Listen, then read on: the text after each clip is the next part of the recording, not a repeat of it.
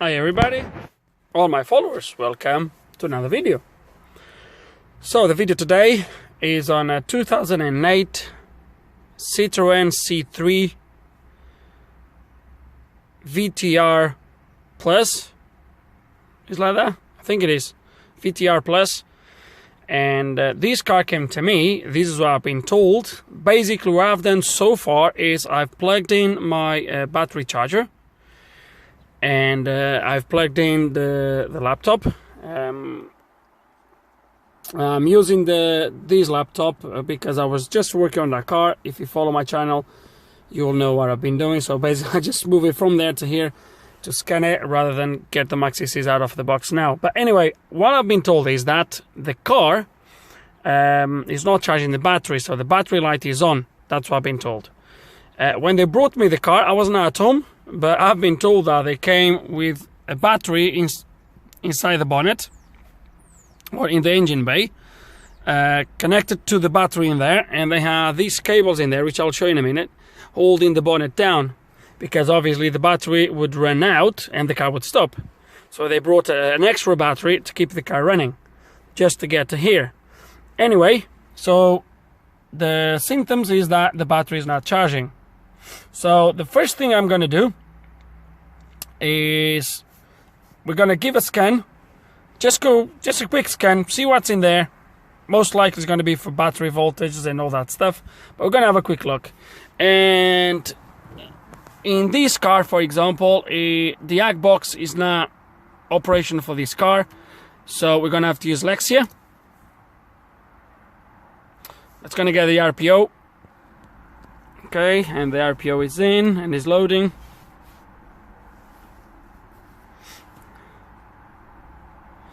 Okay, let's gonna go to diagnosis. Let's gonna do a global test. Okay, ignition off. Ignition on again. The car is already in economy mode, but that doesn't really matter.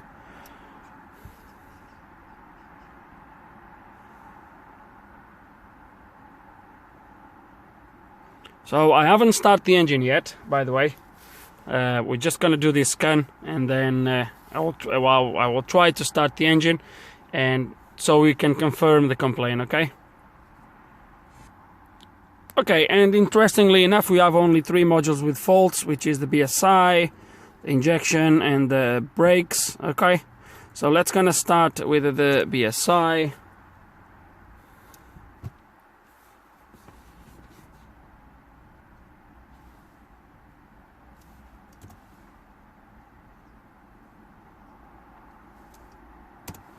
Doesn't really matter. Okay, fault reading.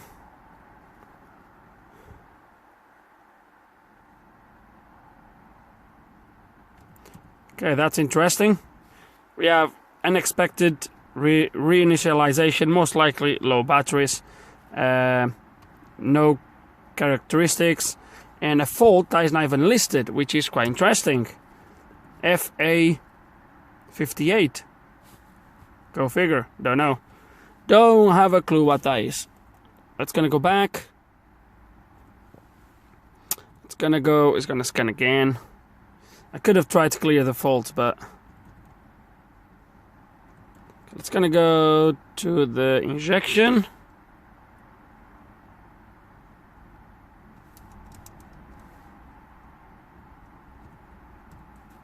Fault reading. Okay, controlled alternator, electrical fault, signal, permanent controlled alternator, motorized throttle motor, battery voltage too low. So that one is a fault. That might be something else, but I have, where am I? Okay. Oh, what have I done here? Oh, damn it. That's the one I've done, wasn't it? Now. Okay, Peter, no, doesn't really matter, that one. Okay, so I have 1, 2, 3, 4 faults for my alternator. So what we're going to do is we're going to do a visual inspection to start with. And if you watch my channel and my videos, you're gonna see that I had a very similar problem on that car. A very quick inspection, guys. I think I know what the problem's gonna be. But nevertheless, I want to show you first what I think the problem is, and then we'll go from there. Okay, and here we are at the front of the engine. So that was the wires that were holding the bonnet down. Battery is charging, as I've said, and what I wanted to look at, so I did a quick inspection around here. Everything's plugged in and connected, but then look at this belt and look at my idler or tensioner. Look at that, it's completely destroyed, and the belt obviously is all slack. Okay, so you've seen it. Now, what I think the problem is at the moment is that the belt is that slack that when the engine is running is actually not turning the alternator, and we're going to confirm that. I'm going to disconnect the scanner. I don't want to have the scanner connected in case if there is some spikes or some voltage stuff. I don't want to damage my tool. So we're going to close the session. We've seen our problems in there, our faults. We're going to close the session, and then I'm going to try to start the engine. Okay, and the engine is running, and as you can see, my crankshaft pulley is turning, but everything else obviously is not.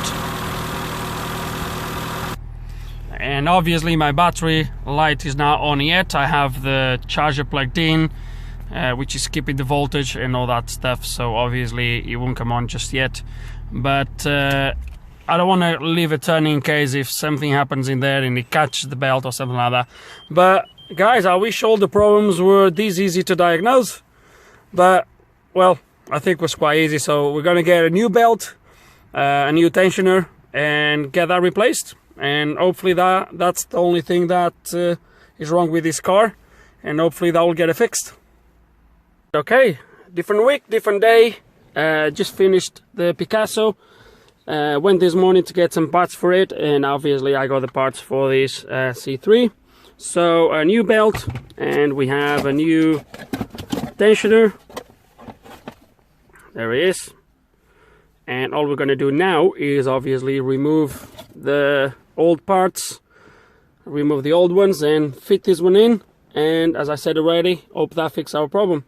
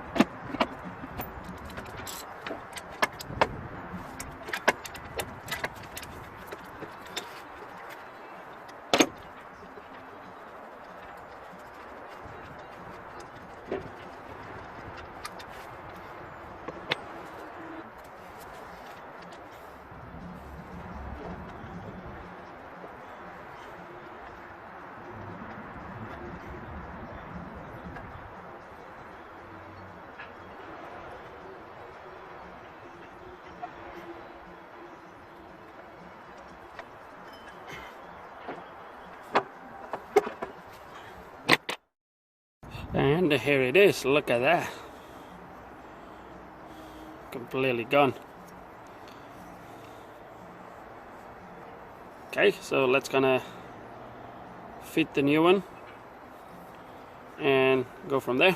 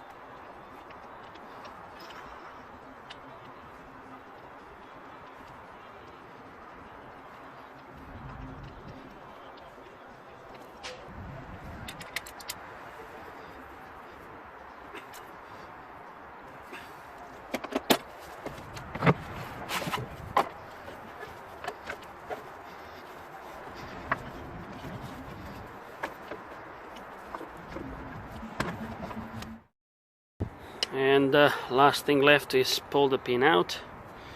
So the belt is already threaded. It's gonna take it off.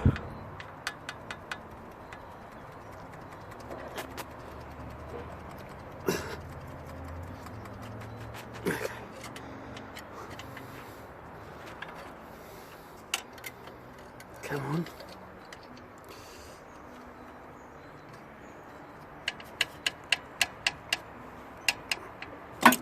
There it is. Pin is out.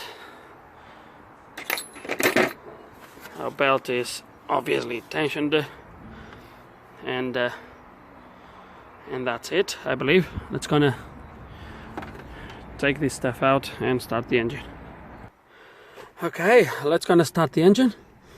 It's gonna make sure the alternator turns, check the battery voltage, make sure it's charging, and we'll go from there. Hopefully I will have battery on the car. Let's gonna see. Yes, I do. There it is. Engine is running. Engine light is off. No other lights. Let's gonna check that everything looks okay.